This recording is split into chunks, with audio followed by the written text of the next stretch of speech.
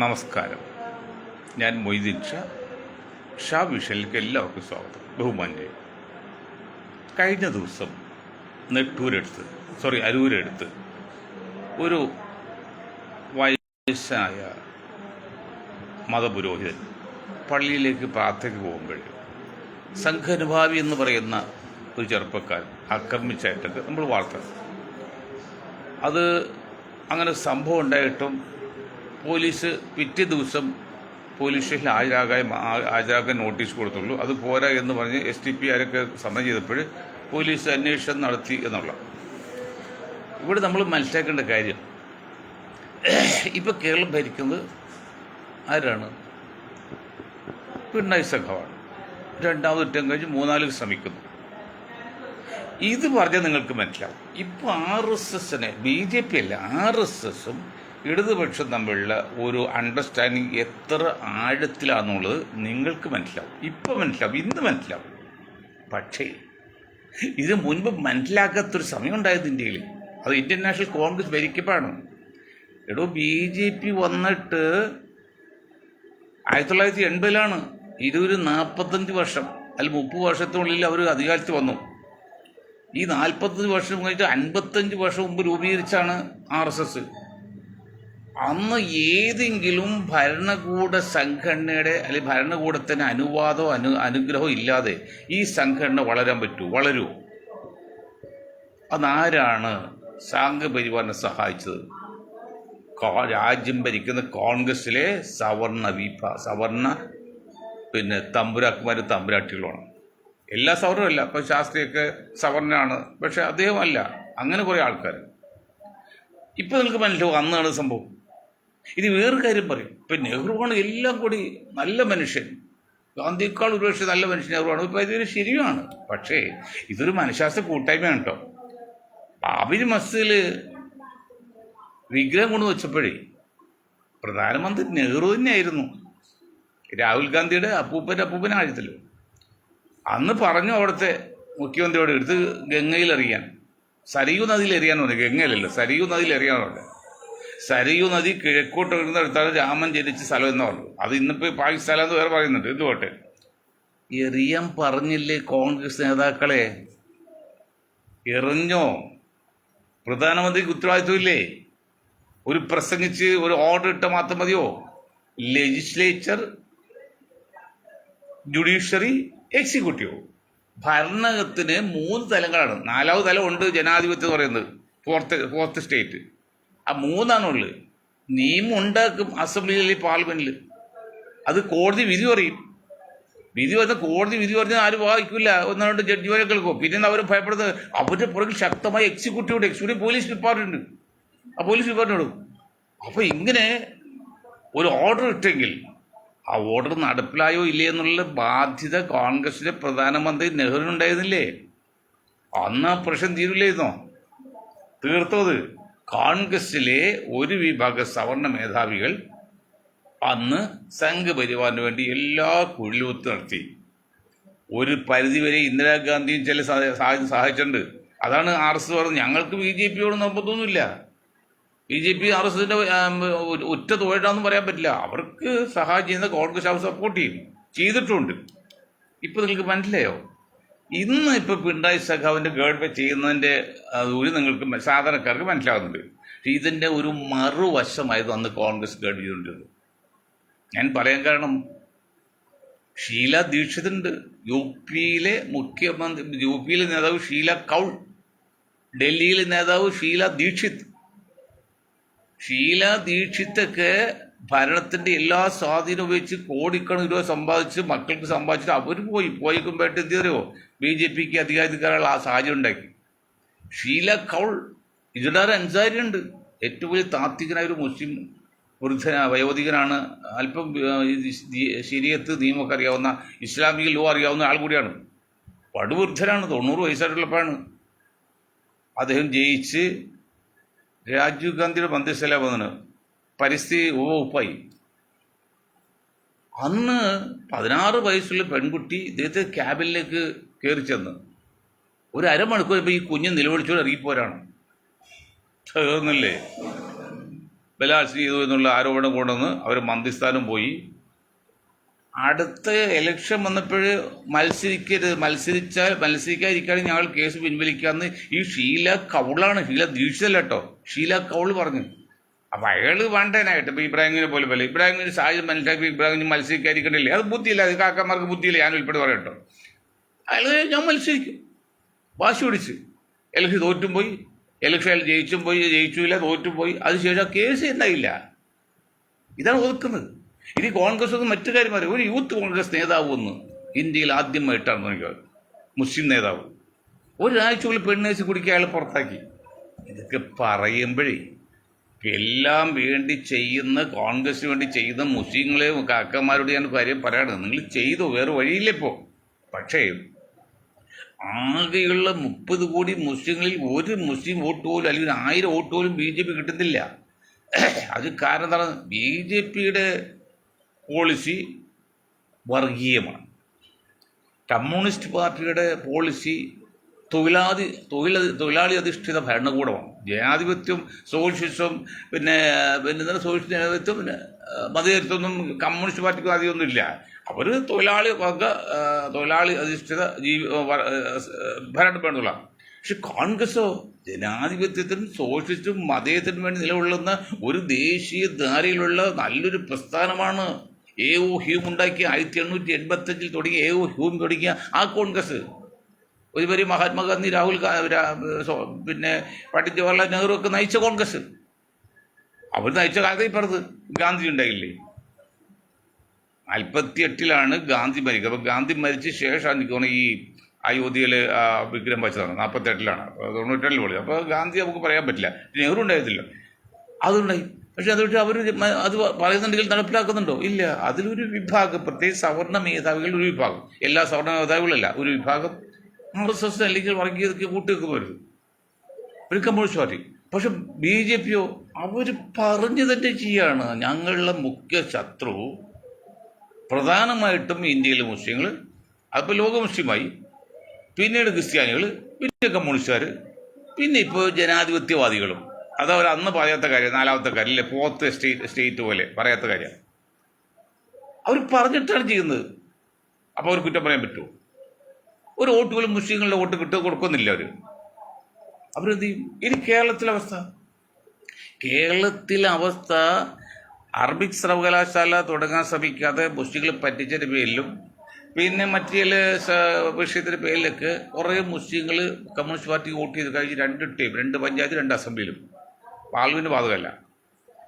അത് കഴിഞ്ഞപ്പോൾ മുസ്ലിം സമുദായത്തിലെ ബുദ്ധിജീവികൾ, ഞങ്ങളെപ്പോൾ പറയും ഞങ്ങൾ ബുദ്ധിജീവികൾ, ഞങ്ങൾക്ക് അതിന് മെയിൻ കാരണമുണ്ട്, സഖാവിനോട് പറഞ്ഞിട്ടുണ്ട്. ഞങ്ങൾക്ക് ചില പ്രത്യേക സാഹചര്യത്താൽ ആകെയുള്ള മുസ്ലിം ജനസംഖ്യയിൽ 10% കമ്മ്യൂണിസ്റ്റ് പാർട്ടി ചെയ്തുകൊണ്ടിരുന്നത്. അതിപ്പോൾ ഈ കഴിഞ്ഞ പ്രാവശ്യം 2% കൂട്ടി 12 ആ 12 ആയപ്പോഴാണ് നിങ്ങൾക്ക് 99 സീറ്റ് കിട്ടിയത്. അതൊക്കെ ശരിയാണ്.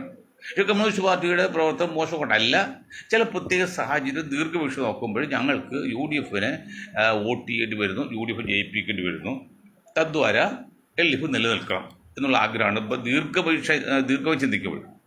ഇത് മനസ്സിലാക്കിയ കമ്മ്യൂണിസ്റ്റ് പാർട്ടിക്ക് അറിയാം മുസ്ലിങ്ങൾ വോട്ട് കിട്ടാൻ സാധ്യതയില്ല, 2-3% കിട്ടുള്ളൂ. അപ്പോൾ അവരത് മറുകൈ ചിന്തിച്ചാൽ കുറ്റം പറയാൻ പറ്റുമോ? BJPക്ക് മുസ്ലിങ്ങൾ വോട്ട് കിട്ടില്ല എന്ന് പറഞ്ഞാൽ അവർ മറുകൈ ചിന്ത കുറ്റം പറയാൻ പറ്റുമോ? പിന്നെ ആരാണ്? കോൺഗ്രസ് അല്ലേ. എല്ലാം ചെയ്ത് അടയുന്നത് കോൺഗ്രസിലേക്കാണ്, അല്ലെങ്കിൽ കോൺഗ്രസ് മുന്നണിയിലേക്കാണ്. ആ കോൺഗ്രസ് പരിഹരിക്കുന്നുണ്ട്. ഇന്ന് ഞാൻ പല ദിവസം ക്രിക്കറ്റ് കുത്തി ഇന്നിപ്പോൾ പിന്നെ VD സതീശൻ്റെ യോഗത്തിൽ പത്രസമ്മേളനത്തിൽ 2 ഇടതും വലുത് 2 കാക്കന്മാർ ഇരിപ്പുണ്ടായി. 4 MLA, 1 എറണാകുളം GC പ്രസിഡന്റ്. അതേസമയം അങ്ങനെ കാണാറില്ല. ഒരാൾ വന്ന് അത് മറ്റേ അങ്കമാലി MLA മറ്റ് IB-നൊക്കെ അടുത്ത് വലുതിരിക്കുന്നുണ്ട്. അത് പോരാ എന്ന് ഞാൻ പറയാൻ കാരണം, എന്നെ സംബന്ധിച്ച് മുഴുവൻ ക്രിസ്ത്യാനികൾ ഭരിച്ചാലും എനിക്ക് സന്തോഷമുള്ളൂ. പക്ഷേ എൻ്റെ കയ്യിൽ വോട്ട് പറഞ്ഞാലേ ഉള്ളൂ. ബാക്കി 1,40,000 പുറത്ത് കിടക്കാല്ലേ അവർ വോട്ട് ചെയ്യേണ്ടി ജയിക്കണമെങ്കിൽ. അതുകൊണ്ടാണ് ഞാൻ പറഞ്ഞതല്ലേ, എനിക്കിപ്പോൾ ക്രിസ്ത്യൻ വിരോധം അല്ലെങ്കിൽ മുസ്ലിം സ്നേഹം ഒന്നുമല്ല. പ്രശ്നാധിഷ്ഠമായിട്ട് നല്ല കാര്യം എതിർക്കും, അനുകൂലിക്കും, അത് വേറെ കാര്യം. അതിപ്പോൾ ഏതാണ്ട് മനസ്സിലായി തുടങ്ങി. ഇനി നാം മനസ്സിലാക്കാത്തത് ഇപ്പം ഞാൻ പ്രത്യേകം പറയുന്നത് എന്താണ് ഇലക്ഷന് ഏതാണ്ട് 2-3 മാസമാണ് കേരളത്തിൽ. നവംബറിൽ ഇലക്ഷനാണ്, ഇപ്പോൾ ഒക്ടോബർ 2 മാസമുള്ളൂ. അസം ലോ ആൻഡ് ഓർഡർ പിന്നെ ഇതുണ്ടല്ലോ ലോക്കൽ ബോഡി ഇലക്ഷൻ. അതുപോലെ ഒരു കാര്യം പ്രത്യേകം പറയണം, ഈ ലോക്കൽ ബോഡി ഇലക്ഷൻ കാര്യം പറയുമ്പോഴേ ഇപ്പോൾ ഇത് കണ്ടില്ലേ, municipal corporation office, municipal panchayat office, അതൊക്കെ വേണോ സാറേ മരമണ്ടന്മാരെ? കോർപ്പറേഷൻ ഓഫീസ് ബ്രാക്കറ്റിൽ ലോക്കൽ ബോഡി LB ഈ നീണ്ട പേര് വേണോ? അത് ടൗൺ ഹാളാണ്, മുനിസിപ്പൽ കോർപ്പറേഷൻ ടൗൺ ഹാൾ. അതിൻ്റെ അർത്ഥം കൊണ്ട് വളരെ സിമ്പിളായിട്ട് LB ലോക്കൽ ബോഡി, ഇത് പ്രാദേശികം ഇതിന് നമ്മുടെ ലോക്കൽ ബോഡി ഇലക്ഷനത്തിൽ തദ്ദേശം വേണം, അതാണ് ഇത് നീണ്ടുപോകും. അത് ഇംഗ്ലീഷ് വേർഡ് ലോക്കൽ ബോഡി ഇതാണ്. അപ്പോൾ ആ LB എന്ന് ബ്രാക്കിൽ ഇട്ടാൽ പോരെ. ഇപ്പോൾ corporation office LB, municipal office LB, panchayat office LB. Panchayat പേരും പ്രശ്നമില്ല, അതൊന്നും ചിന്തിക്കാൻ പോകുന്നില്ല, അത് പോട്ടെ. അപ്പോൾ അങ്ങനെ ഒരു മാസം പോലും ഇല്ല. അപ്പോൾ ജാതി കാർഡ് കേരളത്തിൽ കളിച്ചേ തീരുമെന്ന് രാജ്യം ഭരിക്കുന്ന കമ്മ്യൂണിസ്റ്റ് പാർട്ടിയും LDFും BJPയും തീരുമാനിച്ചു കഴിഞ്ഞു. അതിൻ്റെ ഒരു കൂടി പ്രതിഫലനമാണ് അരൂരിൽ കണ്ടത്. ഇനി അതുപോലെ പല സ്ഥലത്തും കാണും. കാരണം അവർക്ക് വോട്ട് വേണം. മുസ്ലിങ്ങൾ വോട്ട് കിട്ടില്ല, മനസ്സിലായി. BJP കിട്ടില്ല, കമ്മ്യൂണിസ്റ്റ് കിട്ടില്ല. പിന്നെ അവരെന്ത് ചെയ്യും? അവർ കുറ്റം പറയും. ഞാൻ കുറ്റം പറയുന്നില്ല അവരെ. അന്ധമായിട്ട് BJP വിരോധം എനിക്കില്ല, അന്ധമായ കമ്മ്യൂണിസ്റ്റ് വിരോധവും ഇല്ല. അതൊക്കെ ഒരു പ്രശ്നാധിഷ്ഠിതമാണ്, അവരവരുടെ നിലനിൽപ്പിൻ്റെ വിഷയമാണ്. പക്ഷെ ഇങ്ങനെ ചെയ്യുമ്പോൾ കോൺഗ്രസിൻ്റെ പ്രവർത്തനവും അവരുടെ ശ്രമം ഫലിക്കുന്നത് നോക്കണം. കാരണം കേരളത്തിൽ കമ്മ്യൂണിസ്റ്റ് പാർട്ടി പ്രവർത്തിക്കുമ്പോൾ അല്ലെങ്കിൽ BJP പ്രവർത്തിക്കുമ്പോഴൊക്കെ പ്രവർത്തിക്കുകയാണെങ്കിൽ അത് പകുതി പ്രവർത്തിക്കുകയാണെങ്കിൽ കോൺഗ്രസ് നിലയില്ലേ. ഇത് കോൺഗ്രസ് ഉണ്ടാക്കണില്ലല്ലോ, ഒരു എന്തെങ്കിലും ഉണ്ടാക്കുന്നുണ്ടോ കോൺഗ്രസ്? കുറേ ആൾക്കാർ സ്ഥാനം കിട്ടും, അവരെങ്ങനെ ജയിച്ചു പോരും എന്നല്ലാതെ പാർട്ടിയുടെ അടിസ്ഥാനം ഗ്രാസ് റൂട്ട് ലെവലിൽ വളർത്തിക്കൊണ്ടുവരാനൊന്നും വല്ല ചിന്തയുണ്ടോ, അതിൻ്റെ താല്പര്യമുണ്ടോ, അതിന് അറിയാവോ? അവിടെയാണ് വിഷയം. കമ്മ്യൂണിസ്റ്റ് പാർട്ടി ഇപ്പോൾ കണ്ടില്ലേ, 100-ാം വർഷം കമ്മ്യൂണിസ്റ്റ് പാർട്ടി ആകാൻ പോവാണ്. എനിക്കൊരു 1917 പോകുമ്പോൾ ഇപ്പോൾ 1937 വരുന്നത് 2037 ആകുമ്പോഴേക്കും 100 വർഷമാകും. അന്ന് അവർ പറയുന്നത്, ഇപ്പോൾ ഞങ്ങൾ നാണയം BJP ഇറക്കിയതുപോലെ ഞങ്ങൾ നാണയം ഇറക്കും എന്നൊക്കെ പറയുന്ന ഒരു കാർട്ടൂൺ കണ്ട്. എന്നാലും ഈ ഇത്രയും 100 വർഷം ആകാൻ പോകുന്നു. ഇന്നിപ്പോൾ കേരളത്തിൽ മാത്രം അതമ്പതിച്ചു, ചുരുങ്ങി. മുസ്ലിം ലീഗ് 1948 80 വർഷമായി. ഞാൻ ചോദിക്കട്ടെ, മുസ്ലിം ലീഗ്, ഞാൻ വീണ്ടും കുഞ്ഞാക്കാട് ഒരു വളരെ സുഹൃത്ത് മരിച്ചത് അന്ന് ദുഃഖം രേഖപ്പെടുത്തിയേക്കണം, ആദരാഞ്ജലിക്ക് പറഞ്ഞിട്ടുണ്ട്. ഞാൻ ആ മനുഷ്യൻ ആദരാഞ്ജലി അർപ്പിക്കുകയാണ്. കുഞ്ഞാക്ക എനിക്ക് ഞങ്ങളോട് ഒരു വിരോധവും ഇല്ല. ഒരു കാര്യം ഇവിടെ, ഞാൻ കല്ലൂർ സ്റ്റേഡിയം യൂസേജ് ഫോർത്തിന് പ്രസിഡൻ്റാണ്. രാവിലെ നടക്കാനും ജിമ്മിലേക്ക് പോകുന്ന അവിടെയാണ്. അവിടെ നമ്മളെ MLA എൻ്റെ വളരെ സുഹൃത്താണ്, അതായത് ബീരാൻ സാഹിബിൻ്റെ മകൻ. അദ്ദേഹം ഒരു ലീഗ് എന്ന് പറയുകയാണെങ്കിൽ ലീഗ് അനുഭാവി എന്നുള്ളതല്ല, വലിയ ലീഗാരൊന്നും അല്ല, ലീഗ് അനുഭാവി എന്ന് പറയാൻ പറ്റുക. അതിലൊരു അല്പം പിന്നോക്ക ജനത സ്നേഹികളാണ്. MBA നല്ല കാര്യം, അതിൽ തെറ്റൊന്നും പറയാൻ പറ്റില്ല. ഞങ്ങൾ നാളെ ഒരു യോഗമുണ്ട്, അതിൽ അദ്ദേഹം ക്ഷണിച്ചിട്ടുണ്ട്. പക്ഷേ അദ്ദേഹം അന്ന് ഒഴിവുണ്ടെന്ന് ഉറപ്പ് പറഞ്ഞില്ല. എന്താണ് അതിന് പകരം പിന്നെ അഹമ്മദ് ഗബീർ സാഹിബിനെ ക്ഷണിച്ചത്. അപ്പോൾ അവിടെ ഒരു ബോർഡുണ്ട്, അവരുടെ സ്റ്റേഡിയത്തിൽ ഫസ്റ്റ് ഫ്ലോറിൽ ഓഫീസുണ്ട്. എന്നെ ക്ഷണിച്ച ആവശ്യം പോയി ഫോട്ടോ ഒക്കെ എടുത്തിട്ടുണ്ട്. ഒരു കുഴപ്പമില്ല, കുറച്ചുകൂടി സോഷ്യലാണ്, അങ്ങനെ തന്നെ വേണം. പക്ഷെ അവിടെ ഫോട്ടോ വെച്ചിരിക്കുന്നത് ടോപ്പ് ബോർഡാണ്. ഒന്ന് ആലോചിച്ചേക്ക്, കോൺഗ്രസ് മുന്നിൽ നിൽക്കുന്ന ഇന്ത്യൻ യൂണിയൻ മുസ്ലിം ലീഗിൻ്റെ MPയുടെ ബോർഡ് വെച്ചിരിക്കുന്നത് ചുമപ്പ് ബോർഡാണ്. മുസ്ലിം ലീഗിൻ്റെ കമ്മിറ്റി കൂടിയിട്ട് ഒരു കാര്യം പറഞ്ഞു, ഇത് ജാതി പേരൊന്നും നിങ്ങൾ വയ്ക്കരുത്, ജാതി ഉപയോഗിക്കരുത്. അപ്പം അറിയാമല്ലോ ജാതി ഉപയോഗിച്ചുള്ള ബുദ്ധിമുട്ട് എന്താണെന്ന്. ഈ പറഞ്ഞ നമ്മുടെ ആർക്കറിയാം, ബീരാൻ സാഹിബിൻ്റെ മകനറിയാം, ലീഗ് നേതാക്കൾക്കറിയാം. എന്നിട്ട് എന്തിടൂ ലീഗരെ നിങ്ങൾ മുസ്ലിം എന്ന പേര് മാറ്റാത്തത്?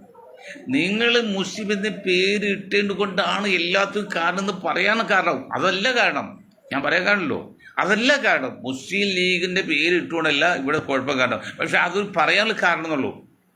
എന്താ വെച്ചാൽ സംഘ് പരിവാറിനെ സംബന്ധിച്ച് ഞാൻ നമ്മുടെ ചില സ്നേഹിതന്മാർ സംഘം അവരെല്ലാം കുറിച്ച് അവരൊക്കെ വ്യക്തിയായിട്ട് അടുപ്പമില്ല. മൊത്തം പോളിസി പറയുമ്പോഴേ അവർ ഏത് മുസ്ലിമാണ് അവരെ സംബന്ധിച്ച് ജിഹാദിയാണ്. ദേശീയ മുസ്ലിം കൊള്ളാം, ലീഗ് മുസ്ലിം കൊള്ളാം, മറ്റേ എന്ത് മുസ്ലിം അവരും ജിഹാദികൾ. അത് നമ്മളൊരു വിദ്യാഭ്യാസ ഡയറക്ടർ ഉണ്ടായതില്ല, ഒരു പേര് മുസ്ലിം പേരാണെങ്കിലും തിരിയില്ല. അപ്പോൾ സംഘപരിവാർ പത്രസഭ നടത്തിയപ്പോൾ ആ പേര് കൂടെ ഏതൊരു മുഹമ്മദ്, കാരണം മുസ്ലിമാന്ന് അറിയിക്കാൻ വേണ്ടി, അല്ലെങ്കിൽ ആ പേര് അറിയില്ല, പേര് എപ്പോൾ വിട്ടുപോയി എത്രയോ. അതുപോലെ അവരെ സംബന്ധിച്ച്, സംഘപരിവാറിനെ സംബന്ധിച്ച് ഏത് മുസ്ലിമും തീവ്രവാദി അല്ലെങ്കിൽ ഭീകരവാദി അല്ലെങ്കിൽ ജിഹാദിയാണ്. അത് മാറ്റാൻ പറ്റില്ല, അത് രക്തത്തിൽ കലർന്നതാണ്. പക്ഷെ അങ്ങനെയാണെങ്കിലും മുസ്ലിം ലീഗ് എന്ന പേര് ഉപയോഗിക്കുന്ന അത് അവർക്ക് പറയാൻ ഒരു കാരണമാകുന്നില്ലേ? നിങ്ങൾ അതാ പേരൊന്ന് മാറ്റി നോക്കി, പിന്നെ അവരെന്ത് പറയും? ഞാൻ പറയും, ഈ കത്തോലിക്ക കോൺഗ്രസും ഈ ഇന്ത്യൻ യൂണിയൻ മുസ്ലിം ലീഗുമാണ് BJP സംബന്ധിച്ച് അവർ ഏറ്റവും രണ്ട് തുരുപ്പിച്ചിട്ടാണത്. അത് മാറ്റാൻ അവർ സമ്മതിക്കില്ല, അവരിഷ്ടപ്പെടില്ല. മുസ്ലിമിലെ പേര് മാറ്റാൻ പറഞ്ഞ് സുപ്രീം കോടതി പോയില്ല, ഒരു സംഘാരം കൊടുത്ത് പിറ്റേന്ന് പിൻവലിച്ചത്. കാരണം അത് BJPക്ക് ക്ഷീണം ചെയ്ത്. അതിൽ കാരണം രാഹുൽ ഗാന്ധി എല്ലാം ഉപേക്ഷിച്ച് കുടുംബം മാറിയെന്ന് മറ്റാലും ഏറ്റവും എന്ന് പറഞ്ഞ് മാറിയത് നല്ല മനുഷ്യൻ, പാവം നല്ല മനുഷ്യൻ. പെട്ടെന്ന് ആരോ 5000 കോടി കൊടുത്ത് ഒരു ഇത് നടത്തി, എന്താണ്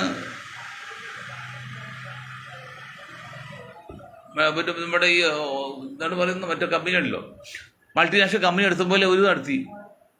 അങ്ങനെയല്ല, ആ പദയാത്ര നടത്തി കോച്ചായിട്ട് 10-40 കോച്ചായിട്ട് ഒരു പിരിവില്ലാതെ 5000 കോടി മുറിക്കുക. കറണ്ട് കാശ് കെട്ടും കാശില്ലായിരുന്ന ഇന്ത്യൻ നാഷണൽ കോൺഗ്രസിൻ്റെ കമ്പനിക്ക് 5000 കോടി ഒരു രാത്രി 27 മണിക്കൂറും ഈ സമരം ചെയ്യാനൊക്കെ ആര് എവിടെ നിന്ന് പണം കിട്ടി? ആരാണ് പണം കൊടുത്തത്? അവരെയാണ് ശ്രദ്ധിക്കേണ്ടത്. അപ്പോൾ ഇന്ത്യൻ യൂണിയൻ മുസ്ലിം ലീഗ് എന്ന് പറഞ്ഞാൽ ആ ജാതി സംഘടനയും കത്തോലിക്ക കോൺഗ്രസ്, രാഹുൽ ഗാന്ധി, സോണിയ കോൺഗ്രസുമാണ് BJPക്ക് വളർച്ചയ്ക്ക് അടിസ്ഥാന കാരണം. അതവർക്ക് ആവശ്യമാണ്, അതുകൊണ്ട് അവരത് കളയാൻ സമ്മതിക്കില്ല. അല്ലെങ്കിൽ കോൺഗ്രസിൽ സ്നേഹം ഉണ്ടായത് ആരെങ്കിലും ഉണ്ടായിരുന്നെങ്കിൽ നിങ്ങളെ മുസ്ലിം ലീഗിൻ്റെ പേര് മാറ്റം പറയും. നിങ്ങൾ സ്നേഹമില്ല. മുസ്ലിം ലീഗ് നിന്ന് അത് നശിച്ച സമുദായം നശിച്ചു പോകണം, കോൺഗ്രസ് നശിച്ചു പോകണം എന്നുള്ള ആഗ്രഹമുള്ള ഒരു നല്ല ശതമാനം കോൺഗ്രസിൻ്റെ നേതാക്കളുണ്ട്. ഇത് പറയുന്ന പുള്ളാലി, ഇത് മനഃശാസ്ത്രം പറയുന്നത്. നിങ്ങളുടെ പുള്ളാളിക്കുന്ന കാര്യമില്ല. 4 കോൺഗ്രസ് 2 മുസ്ലിം ലീഗിൻ്റെ കോൺഗ്രസ് അല്ല, ലീഗ് മെമ്പർ അല്ലത്. ഇത് ഞങ്ങളുടെ ഗ്രൂപ്പ് ശക്തമാണ്. നിങ്ങൾക്ക് മനസ്സിലാകുന്നുണ്ടോ? അല്ലെങ്കിൽ സ്നേഹമുണ്ട്. ഈ സതീഷിന് എന്തെങ്കിലും സമുദായത്തോടോ അല്ലെങ്കിൽ മറ്റേ പാർട്ടിയോടൊക്കെ സ്നേഹം ഉണ്ടാകില്ലേ, ആ സതീഷ് കുഞ്ഞാക്കാനെ വിളിച്ചു പറയാൻ പാടില്ല, കുഞ്ഞാക്ക ഇങ്ങനൊരു വിഷയമുണ്ട്, ഞങ്ങൾക്കത് നിങ്ങളുടെ പേര് പോയി വടക്കയിൽ ദൂഷ്യം ചെയ്യും, അതുകൊണ്ട് ആ മുസ്ലിം എന്ന പേര് മാത്രം, ബാക്കി നിങ്ങൾ ലീഗ് ഇട്ടോ.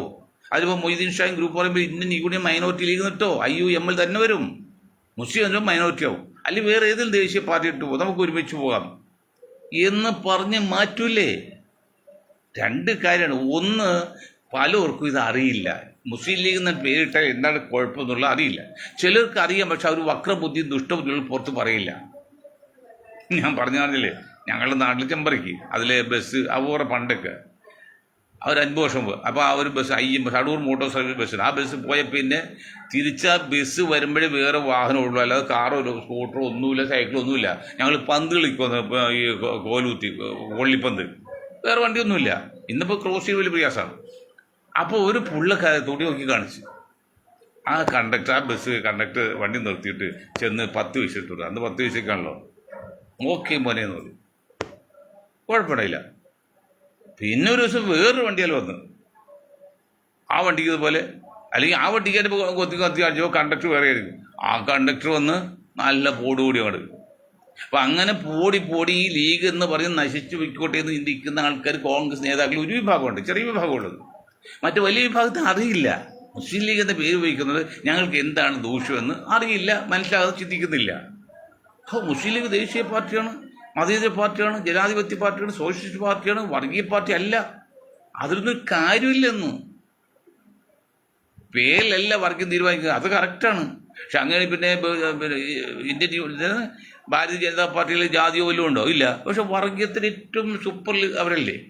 അപ്പോൾ പേരിലല്ല വർഗീയം തീരുമാനിക്കുന്നത്. ആ പറയുന്ന പോയിന്റ് ശരിയാണ്. പക്ഷേ ഇപ്പം പറയാൻ അവസ്ഥ മുസ്ലിം ലീഗ്, അതായത് സതീശൻജി മുസ്ലിം ലീഗിൻ്റെ നേതൃത്വത്തിൽ അല്ലെങ്കിൽ മുസ്ലിത്തെ മെയിൻ സപ്പോർട്ടിങ് ഒരു ഭരണം കേരളത്തിൽ ഉണ്ടാകാൻ വളരെ ശക്തമായ തടസ്സവാദങ്ങളുണ്ട്. ഒന്ന്, കേരളം ഭരിക്കുന്ന കക്ഷി LDF, അവർക്ക് ഒരു താല്പര്യമില്ല മുസ്ലിം ലീഗ് ഉൾപ്പെടെ ഭരണം വരാൻ. അവർ ശക്തരല്ലേ. 3 ടേം കഴിഞ്ഞ് 2 ടേം കഴിഞ്ഞ് 3-ാം ടേമിൽ വരുന്നു, എല്ലാ നിലക്കും വെൽ ടു പറയും. മറ്റൊന്ന് കേന്ദ്രം ഭരിക്കുന്ന BJP, സംഘപരിവാർ, 100 വർഷം സംഘപരിവാർ, അവർക്കും താല്പര്യമില്ല മുസ്ലിം ലീഗ് നയിക്കുകയോ മുസ്ലിം ലീഗ് ഭാഗമാക്കാത്ത ഒരു പാർട്ടി ഭരണം വരാൻ അവർക്ക് താല്പര്യമില്ല. താല്പര്യമില്ലത് മാത്രമല്ല അവർ പരമാവധി എതിർക്കും, എല്ലാ നിലക്കും എതിർക്കും.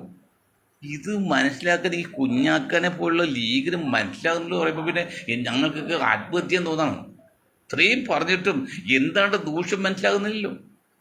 ഈ മുസ്ലിം സമുദായത്തിൽ പലർക്കും മനസ്സിലാകല്ലോ. ഇപ്പം മനസ്സിലാക്കുന്ന 1000 ആൾക്കാരുണ്ട്, അവർ നമുക്ക് മെസ്സേജ് അയക്കുന്നുണ്ട്. പക്ഷെ അത് എത്രയാണ്? 1000 10,000 ഒക്കെ അല്ലേ? അതൊരു കാര്യമുണ്ടോ? 1,40,00,000 കിടക്കല്ലേ? എന്നാ ഇത് കുഞ്ഞാക്ക് മനസ്സിലാകും? എന്നാ ഈ സതീഷ് മനസ്സിലാകുന്നത്? എന്നാ ഇത് അൻവറിന് മനസ്സിലാകുന്നത്? എന്താണ് മൊയ്തീൻ ഷാ പറയുന്നത്? മുസ്ലിം ലീഗ് കൊണ്ട് പേരിടുന്നുകൊണ്ട് എന്താ ദൂഷ്യം എന്നുള്ളത് മനസ്സിലാകണ്ടോ? അതും കൂടി മാറ്റി വെച്ചാൽ പിന്നെ അവർക്ക് പറയാൻ എളുപ്പം ഒരു വഴിയില്ല. അവർക്ക് ഒരു മുസ്ലിം ലീഗ് എന്ന് പറയാൻ പറ്റില്ല, മുസ്ലിം എന്ന് പറയാൻ പറ്റില്ല, കാരണം അങ്ങനെ ഉപയോഗിക്കുന്നില്ല. അത് മനസ്സിലാക്കാൻ പറ്റുമോ? ഞങ്ങൾ ഇത്രയും പാടുപെട്ട് ഇത്രയും വളരെ വിഷമത്തോടുകൂടി വർഷങ്ങളായിട്ട്, ഞാനിത് ശിഹാബ് തങ്ങളുടെ കാലത്ത് പോലും ഞാൻ ഫാക്സ് അയച്ചിട്ടുണ്ട് സന്ദേശത്തിൽ. അത് 25 വർഷം മുമ്പ്. സാറേ, തങ്ങളെ ഈ പേരൊന്നും മാറ്റി നിങ്ങൾ ദേശീയതാൽ വരും, അപ്പം നിങ്ങൾക്ക് ദേശീയ രാഷ്ട്രീയത്തിൽ 2ാമത്തെ 3ാമത്തെ പാർട്ടിയാകാം. എൻ്റെ ഈ സംഭാഷണം കേൾക്കുന്ന കങ്ങരപ്പടി വാർത്തകളിലോ നിങ്ങൾ മനസ്സിലാക്കുക, എനിക്ക് മുസ്ലിങ്ങളോട് യാതൊരു എതിർപ്പുമില്ല. 25 മുമ്പ് തങ്ങളോട് പറഞ്ഞു നിങ്ങൾക്ക് 2ാമത്തെ 3ാമത്തെ പാർട്ടിയാകാം ഇന്ത്യയിൽ. ഇതാ കാരണം, 1/3 ജനസംഖ്യ ന്യൂനപക്ഷങ്ങളാണ്, 20% മുസ്ലിങ്ങളാണ്. അത്രയും എണ്ണമുള്ള ഒരു ഗ്രൂപ്പ് വേറെ ഇന്ത്യയിലില്ല. ബ്രാഹ്മിൻസില്ല, ക്രിസ്ത്യാനിയില്ല, ഈഴവരില്ല, മറ്റാരുമില്ല. ഈഴവർ നായരൊക്കെ കൊച്ചു കേരളത്തിലുള്ളൂ. മറ്റു ദേശീയ പാർട്ടിയല്ലേ, ദേശീയ തലത്തിലുള്ള ആൾക്കാരല്ലേ. മുസ്ലിം എന്ന് പറഞ്ഞാൽ 20% 30 കോടിയുണ്ട്. മൊത്തം മറ്റേ ക്രിസ്ത്യാനിയും സിഖും ജൈനനും ഒക്കെ ചേർത്ത് ഏതാണ്ട് 3/1. അതിൽ 3/1 നിർത്തിക്കഴിഞ്ഞ ഒരാൾ ന്യൂനപക്ഷക്കാരാണ്. അവർ ഭാവിക്കുള്ള പാർട്ടി അല്ല മറ്റൊന്നും നോക്കണം, എല്ലാം നോക്കണ്ട. അങ്ങനെ നിങ്ങൾ ഉണ്ടാക്കിയാൽ നിങ്ങൾക്ക് 2ാമത്തെ 3ാമത്തെ പാർട്ടി ആകാമായിരുന്നു ഇന്ത്യയിൽ ഈ 80 വർഷം കൊണ്ട്. നീങ്ങണ്ട് 80 വർഷം കളഞ്ഞ് കുളിച്ചു. ബുദ്ധിയില്ലാത്ത ചെയ്തു പോയി. ഇനിയെങ്കിലും കഴിഞ്ഞു പോയത് പോട്ടെ. പോയതിനെക്കുറിച്ച് ഇന്നലെക്കുറിച്ച് ചിന്തിക്കുകയും നാളെ ചിന്തിച്ച് ദുഃഖിക്കുന്ന നല്ലതല്ല. ഇന്നലെക്കുറിച്ച് ചിന്തിക്കുക എന്ന് പറയും പോലെ മറ്റു രണ്ടും ശരിയല്ല. മറ്റേ പോയിട്ട് വേറെ രീതിയിലുണ്ട്. First impression is the best impression എന്ന് പറയുന്നത് ശരിയല്ല എന്ന്, അത് ശരിയാണെന്ന് പറയുന്നത് എന്തിനും മറുവശമുണ്ട്. അമ്മയെ തല്ലിയാൽ പോലും 2 വർഷമുള്ള പോലെ. അതുകൊണ്ട് മുസ്ലിം ലീഗ് അത് ശ്രദ്ധിക്കണ്ടോ? 80 വർഷം കളഞ്ഞില്ലേ? ഒന്നുമില്ലാത്ത 80 പോയിട്ട് 25 45 വർഷം കഴിഞ്ഞാൽ BJP വന്നിട്ട് അതിൽ 30 വർഷത്തിന് ഭരണം കിട്ടി. 30 വർഷം കൊണ്ട് അവർക്ക് ഭരിക്കാൻ പറ്റിയില്ലേ? എടോ, മുസ്ലിം ലീഗ് നിങ്ങൾ എത്ര കപ്പാസിറ്റി ഇല്ലെന്ന് അവർക്ക്. ഏത് ഗ്രൂപ്പാടെ ഉള്ളു? യാദവർ വളരെ കുറച്ചുള്ളൂ, ദളിതുകൾ വളരെ കുറച്ചുള്ളൂ, അവരോടെ ബ്രാഹ്മിൻസ് വളരെ കുറച്ചുള്ളൂ, കേരളത്തിൽ 4 വയസ്സും 7 വയസ്സും കുറച്ചുള്ളൂ, വളരെ കുറച്ച്. എന്നിട്ട് അവർ ഭരിച്ചെടുക്കുന്ന കണ്ടില്ല. അവർ ആത്മാസാത് ജാതി ഉപയോഗിക്കുന്നില്ല, മതം ഉപയോഗിക്കുന്നത്. എന്നാൽ ചെയ്ത മുഴുവൻ വർഗീയതയില്ലേ? വർഗീയത പറഞ്ഞ് പ്രവർത്തിക്കുന്ന ഒരേ ഒരു പാർട്ടി BJP ആണ്, അല്ലെങ്കിൽ BJP സംഘപരിവാറാണ്. അത് ഏതുപോലെ എന്നറിയോ? ഞാൻ പറഞ്ഞിട്ടുണ്ട്, ഒരു രാജാവിന് 2 മക്കൾ. മൂത്ത മകനോട് പറഞ്ഞ് മോനെ പോയി റോസാച്ചെടി നനക്കാൻ പറഞ്ഞു, റോസാത്തോട്ടം. ഞാൻ പോകില്ല അച്ഛാന്ന് പറഞ്ഞു. 2ാമത്തോട് പറഞ്ഞ് പോയി നനക്കാൻ പറഞ്ഞു, ഞാൻ പോകാം അച്ഛാന്ന് പറഞ്ഞു. അവനും പോയില്ല. ഇതിൽ നല്ലവനായിരുന്നു ചോദ്യമുണ്ട്. വാസ്തവത്തിൽ നല്ലവൻ സത്യം പറഞ്ഞവനല്ലേ? ജനങ്ങൾ അങ്ങനെയല്ല ഇരിക്കുന്നത്. എന്നാലും അച്ഛനെ പണിക്കില്ലല്ലോ എന്ന് പറയുമ്പോൾ പറഞ്ഞാൽ 2ാമത്തെ നല്ലതെന്ന് ചിന്തിക്കുന്ന ആൾക്കാരുണ്ട്, സാധാരണക്കാർ. ബുദ്ധിയുള്ളവർ ഒന്നാന്ന് പറയും. അതുപോലെ ജാതി പേരില്ലാത്ത BJP അനുകൂലിക്കുന്നവരുണ്ട് കുറെ പേര്. സത്യം അതല്ല, വർഗീയത്തെ പാർട്ടിയാണ്. പക്ഷെ മുസ്ലിം ലീഗോ നേരിട്ട് ലീഗ് എന്ന് പറയാണ്, മുസ്ലിം ലീഗ് എന്ന് പറയാണ്. ജാതി പാർട്ടി ആണെങ്കിൽ മതപാർട്ടി പറയാണ്. എൻ്റെ മുസ്ലിം ലീഗരെ, നിങ്ങൾക്കിത് മനസ്സിലാകുന്ന കാലം എന്നാണ് ആലോചിക്കുന്നത്? മരിച്ചു കവറിക്കിടത്താൻ ഞാൻ ഇതൊക്കെ ദുഃഖിക്കേണ്ടി വരും. അതറിയോ, ഈ സമുദായത്തെ അത്ര ക്ഷീണം പറ്റുന്നുണ്ട്. ഇതെല്ലാം കാരണം ഇപ്പം ഞങ്ങൾ അരൂര് ഇന്നലെ ഉണ്ടായ സംഭവം, 24 മണിക്കൂർ ഉണ്ടായ സംഭവം. അതുപോലെ പല സ്ഥലത്തും ഉണ്ടാകും. കേരളത്തിൽ പോലും ഞാൻ വടക്കേറ്റൊക്കെ അങ്ങനെയാണല്ലോ എത്ര ആളായി. അപ്പം എന്താണ് ഇത് നിങ്ങൾ മനസ്സിലാക്കുക. അതുകൊണ്ട് ദയവ് ചെയ്ത് സതീശനും മുസ്ലിം ലീഗും രാഹുൽ ഗാന്ധിയൊക്കെ എന്തെങ്കിലും രാജ്യത്തോട് സ്നേഹവും മുസ്ലിം സമുദായ സ്നേഹവും കോൺഗ്രസ് സ്നേഹവും ഉണ്ടെങ്കിൽ നിങ്ങൾ മുസ്ലിം ലീഗോട് പറഞ്ഞ പേര് മാറ്റി ദേശീയതായി നിങ്ങൾ നിർത്തുക. അപ്പോൾ നിങ്ങൾക്ക് തലകുത്തിയേക്കാം. ഇത് മുസ്ലിം ലീഗ് എന്ന സഖ്യങ്ങളോട് നിങ്ങൾ തലകുത്താൻ പറ്റത്തില്ലെന്നേ. ഇപ്പത്തി വടക്കേജിൽ പോയാൽ സതീഷിനറിയാം സതീഷ് അക്കാര്യത്തിലേക്ക് ബുദ്ധിമാനാണ്, പക്ഷെ അത് പറയില്ല. എന്നറിയാവോ? അത് അവിടെയൊക്കെ നശിച്ചു പോയിക്കോട്ടെ, നമുക്കപ്പം BJPയിൽ പോകാമല്ലോ. അങ്ങനെ ചിന്തിക്കുന്ന ആൾക്കാർ കോൺഗ്രസിലുണ്ടെന്നേ, പലരും ഉണ്ട്. സുധാകർജി എന്താ പറഞ്ഞത്, കോൺഗ്രസ് ശാഖക്ക് പിന്നെ കാവൽ നിന്നാണ്. അതൊക്കെ പറഞ്ഞ വല്ല കാര്യമുള്ളൂ. കേരള പ്രദേശ് കോൺഗ്രസ് കമ്മിറ്റിയുടെ പ്രസിഡന്റിന് RS ഇന്ന് ഇന്ത്യൻ രാഷ്ട്രീയത്തിൽ RS കോൺഗ്രസ് ഏറ്റവും ശത്രു നിൽക്കുന്ന സമയത്ത് ഞങ്ങൾ RS ശാഖക്ക് കാവൽ നിന്നവരാണെന്ന് പറയുന്ന വല്ല കാര്യമുണ്ടോ? മരമണ്ടെന്നല്ല എന്താ പറയുക. അപ്പം ഈ മരമണ്ടനും മരവാഴികളും കൂടി എന്ത് ചെയ്യും? കോൺഗ്രസ് പാർട്ടി തകർക്കാണ്, തദ്വാര BJP വളർത്താണ്. അതിന് പകരം വളർന്നത് കമ്മ്യൂണിസ്റ്റ് അല്ല. കമ്മ്യൂണിസ്റ്റ് ഇതൊക്കെ കൊട്ടിക്കോശി സംഘപരിവാർക്ക് സഹായിച്ചിട്ട് കമ്മ്യൂണിസ്റ്റ് വളരുന്നൊന്നുമില്ല. പിണറായി സഖാവിന് പാർട്ടി വളരുന്നുമില്ല, വളരെ മോശത്തിലേക്ക് പോകുന്നത്. അത് കണക്കെടുക്കും അറിയാം. അപ്പം ഇതെന്ന് ഒരു വിഭാഗത്തെ നിങ്ങൾ മണ്ടനാക്കാണ്, അവരെ പറ്റിക്കാണ്, സ്നേഹത്തിൻ്റെ ഭാഷയിൽ അല്ലെങ്കിൽ തന്ത്രത്തെ ഭാഷയിൽ. അത് മനസ്സിലാക്കുന്ന വിഭാഗം അവർ ഇല്ലാതെയായിപ്പോയി, ബുദ്ധി ഇല്ലാതെയായിപ്പോയി. ഇന്ന് നാളെ ഞാൻ പറഞ്ഞത് ജീവിച്ചിരിക്കുകയാണെങ്കിൽ, ജീവിച്ച ഉറപ്പും പറയാൻ പറ്റില്ല, ആരും കൊന്നിട്ടില്ല, പല പല പ്രശ്നങ്ങളൊക്കെ ഉണ്ട് എനിക്ക്. അപ്പോൾ നാളെ നമ്മൾ ഞായറാഴ്ചയാണ് ഇവർ പറയുന്നത്, ഇന്ന് പറയേണ്ടത് രണ്ടും കൂടി പറയാൻ സമയം കിട്ടില്ലാത്തത്. നാളെ പറയുന്നത് ഗസയിലെ പിന്നെ യുദ്ധ സമാധാനം അല്ല യുദ്ധം നിർത്തിയെക്കുറിച്ച്, വെടി നിർത്തിയെക്കുറിച്ചുള്ള കാര്യമാണ്. 1, 2, 3, 4, 5, 10 പോയിന്റ് പറയുന്നത്. ഞങ്ങൾ പഠിച്ച അതേ ചെറിയ അറിവ് വെച്ച് 10 പോയിന്റ് പറയുന്നത് നിങ്ങൾ ശ്രദ്ധിച്ച് കേൾക്കണം എന്ന് പറഞ്ഞുകൊണ്ട് ഞാൻ എൻ്റെ വാക്കുകൾ നിർത്താണ്. നിങ്ങൾക്ക് ഒരായി നന്ദി. ജയ് ഹിന്ദ്.